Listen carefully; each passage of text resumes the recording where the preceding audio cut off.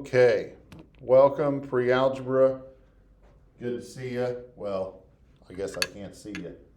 Glad you're here though. Sorry I can't be with you today. I'm going to give you a lesson. So it should be page, shoot, I don't even know what it is. Probably page 15 in your book. 15, that should be it. For lesson 1-2. Understand irrational numbers. Our objective today is that students will be able to identify an irrational number. You should be able to look at a scenario or a number and tell me whether it's a rational or an irrational number. So here we go. We're going to jump right in. The warm-up kind of relates back to what we just did in our last lesson. Sophia wrote a decimal as a fraction. Her classmate Nora says that her method and answer are not correct. Sophia disagrees and says that this is the method she learned. So, is Nora or Sophia correct? So, Sophia took this decimal right here and she did what we just learned how to do. She took the x equals 0.12 and then she took the multiplied by 100. She got 100x equals 12.12. She subtracted the decimal portion and she ended up with this answer, 12/99, which she didn't simplify, but that's okay. So the question is she correct? Nora says she's wrong. Sophia thinks it's right. What do you think? Well, let me tell you what I think. This was a method that we learned to turn repeating decimals into fractions. And when you look at this decimal here, you have to ask yourself this question: is it a repeating decimal? And if you answer your question with no, it's not a repeating decimal, then you are correct. Because this one does not repeat. The 1, 2, and then 1, 1, 2, and then 1, 1, 1, 2, 1, 1, 1, 1, 2. So it has a pattern, but it doesn't have a repeating pattern. And since it does not repeat, we cannot use this method for turning it into a fraction. In fact, because it does not have a repeating pattern, it is not able to be put into a fraction at all, thereby making it an irrational number. So, what is another non-terminating? The word terminating means ending in math. If something terminates, it just comes to a stop. And so we would have a number that terminates would just be 1.7. That terminates. It doesn't go on. It stops. So 1.7 is a terminating decimal. That means it's rational. Okay? So they're asking us for a non-terminating, which means it never ends. And so we just saw the example that they gave us, which was I'm going back to that one, the 1, 2, 1, 1, 2, 1, 1, 1, 2. So we can make up our own pattern of numbers. So we could do something like a 0.3399, 33399, 33399, and then so on. It would keep doing that, where we started with 2 3s, then we did 3 3s, then we did 4 3s, next we would do 5 3s, then 6 3s, then 7 3s. And as long as it doesn't end up being a series that repeats, then it will be non-terminating and non-repeating. So it would be irrational. Okay? So that's the kind of number that we're thinking about, or that we're talking about for irrational numbers. There's an infinite number of irrational numbers. We could come up with we could just do this all day, where we came up with these weird patterns that don't repeat, but we could make them irrational numbers. So lots of scenarios here for us to think about. All right. Oh look, a video. Didn't think you'd have to watch a video within a video, did you? But that's exactly what we get to do. A video inside of a video.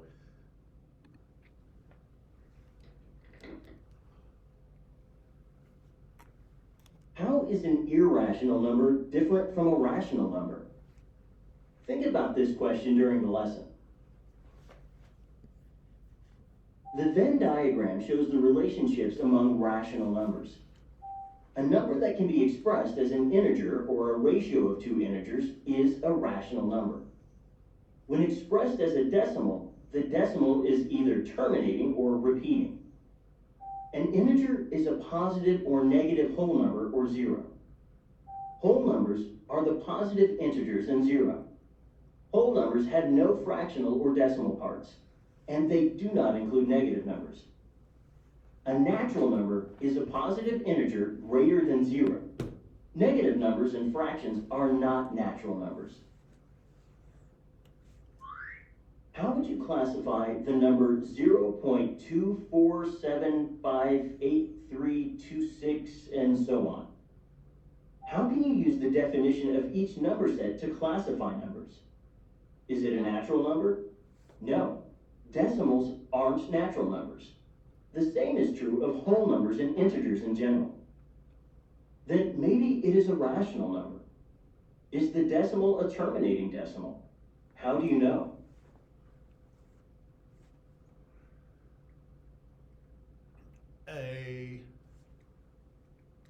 How do you know whether the decimal is a terminating decimal? Well, and I can't write on the screen right now in a way that you'll see it on the video.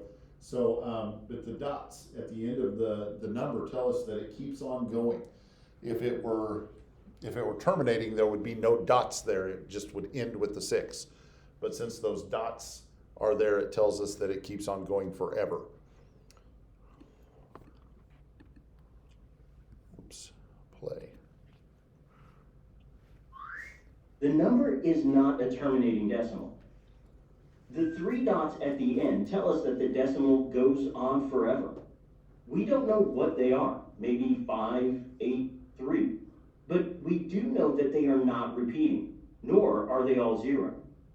So is the given number a rational number? It can't be. The decimal is neither terminating nor repeating. Numbers that are not rational are called irrational. An irrational number is a number that cannot be written in the form a divided by b, where a and b are integers and b is not 0.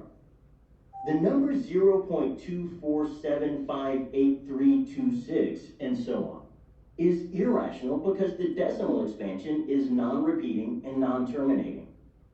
Irrational numbers include non-repeating decimals, most positive and negative square roots and other roots, and special numbers such as pi.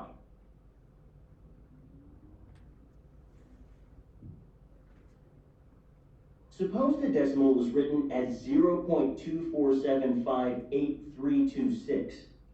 Would this decimal be a rational number? What do you think? Since it ends, since it terminates, it now becomes a rational number. Now the decimal terminates, so it would be a rational number.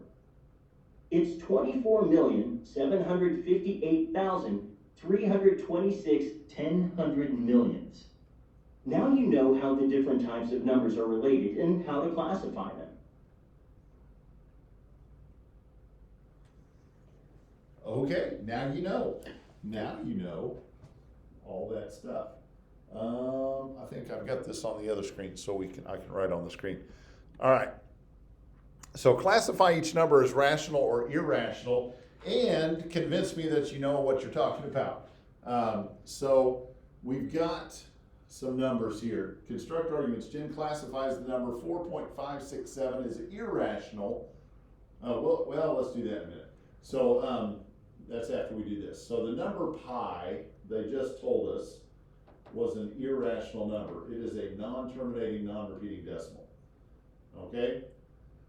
And then we've got the number 0.04053661 and so on, ...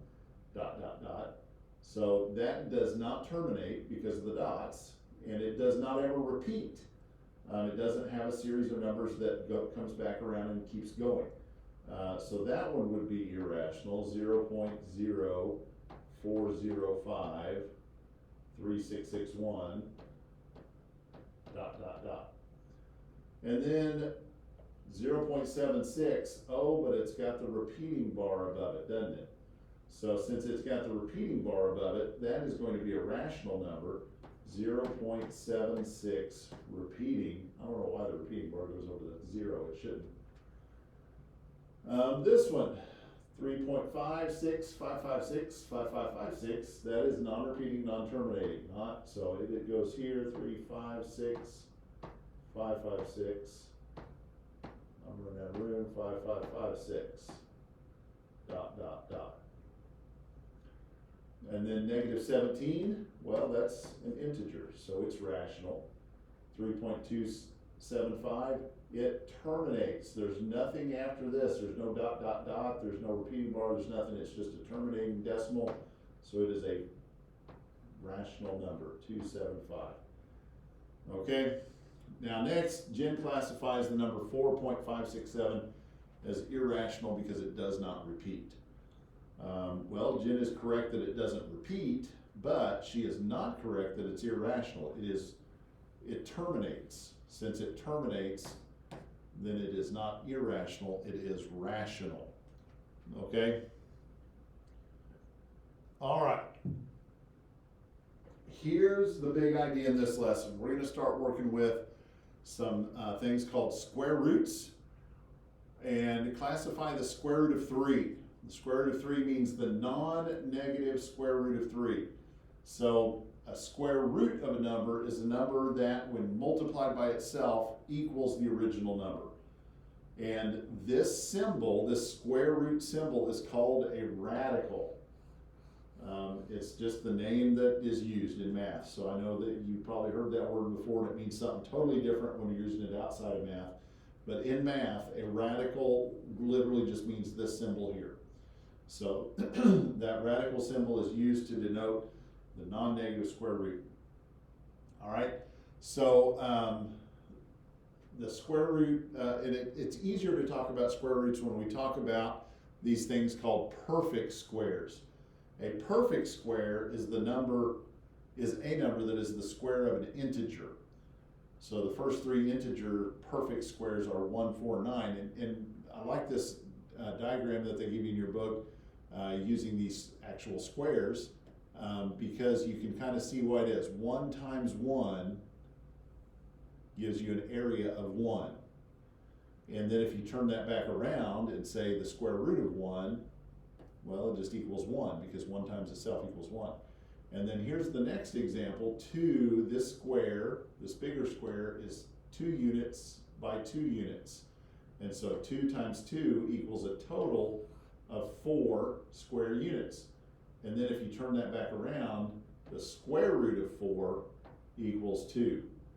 And so that's what a square root does for us. It tells us what number times itself gives us the original number. So square root of 4 is 2. And then here's that next example. 3 times 3 gives us 9, which would be a square area of 9. It's a perfect square. And then the square root of 9 is 3. So square roots are easier to understand when we're talking about perfect square numbers. So numbers like the first 3 are 1, and then 4 is a perfect square, 9 is a perfect square. The next one would be 4 times 4, which is 16, and then 5 times 5 is 25. So there are perfect square numbers are easy to find, and they're easy to understand. It's the non-perfect squares that we have to talk about. So the number 3 is not a perfect square. And since it's not a perfect square, it cannot be written as an integer, and the square root of 3 is going to be irrational. The square root of all of our non-perfect squares will always be irrational. So square root of 5 is irrational, square root of 6 is irrational, square root of 7 is irrational, square root of 8 is irrational, but then you get to 9, and 9 is a rational number because it's a whole number. And then you would move on. So all square roots of imperfect squares are always going to be irrational numbers. Okay, classify each number as rational or irrational. Explain how you classified each number. So negative 81,572, well, that's an integer. 81,572 is going to be a rational number because I can make it a fraction. I can make it a fraction by putting it over 1.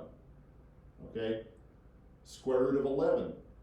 Is 11 a perfect square? No, it is not.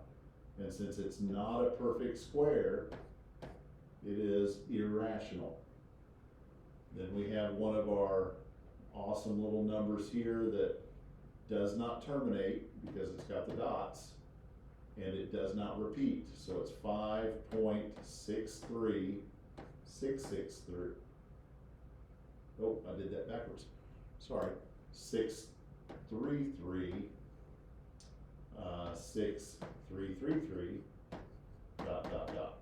It's irrational because it does not terminate, it does not repeat. And then finally, square root of 16. Well, 16 is a perfect square. And so the square root of 16 is a whole number, it's 4.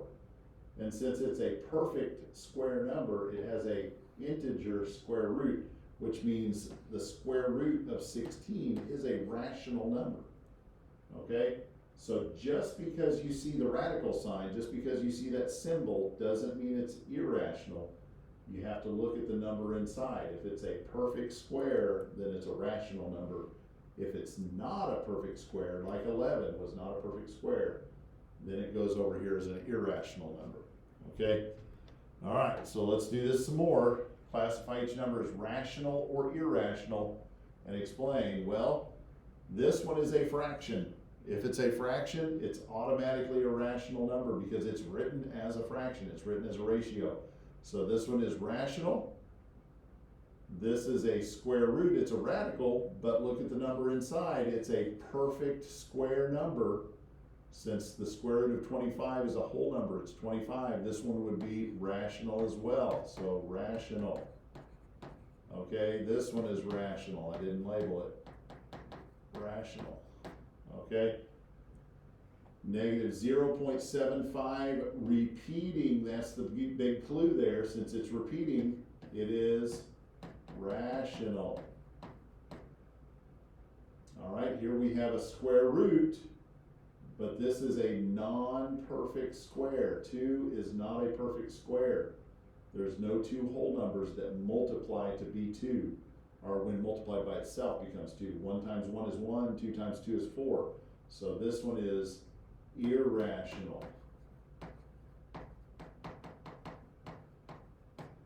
And then finally, 7,548,123. Well, that's just a whole number. So that one is rational. Okay. Oh, whew, it's late. Time to go home. All right. So this is the little summary slide here that just shows you that Venn diagram they use in the video.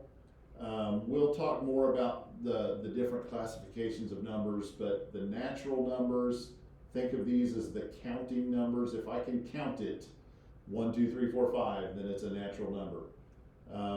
The whole numbers, the only thing different between natural numbers and whole numbers is this number right here, 0.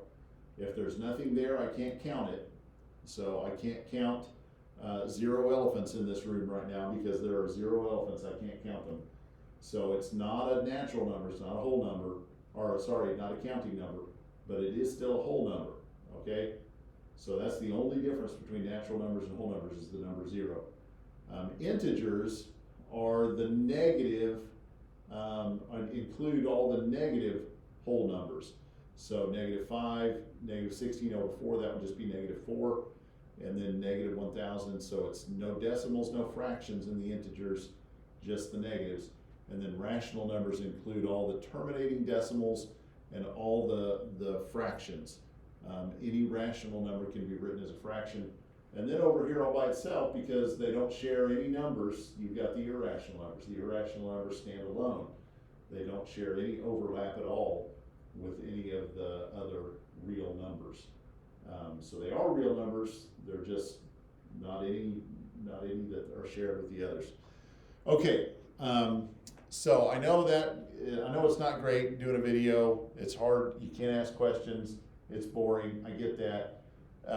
But do the best you can with the assignments. You do need to do the book assignment, pages 19 and 20 in the book. That is an assignment. You also need to do the IXL skill set, identify rational and irrational numbers. I pinned that for you. So do both of those assignments during class today, but do not, you don't have to do this as homework. So I don't expect you to do anything on it on the weekend. We will review on Monday, and we will wrap up with any questions you have over either one of those assignments.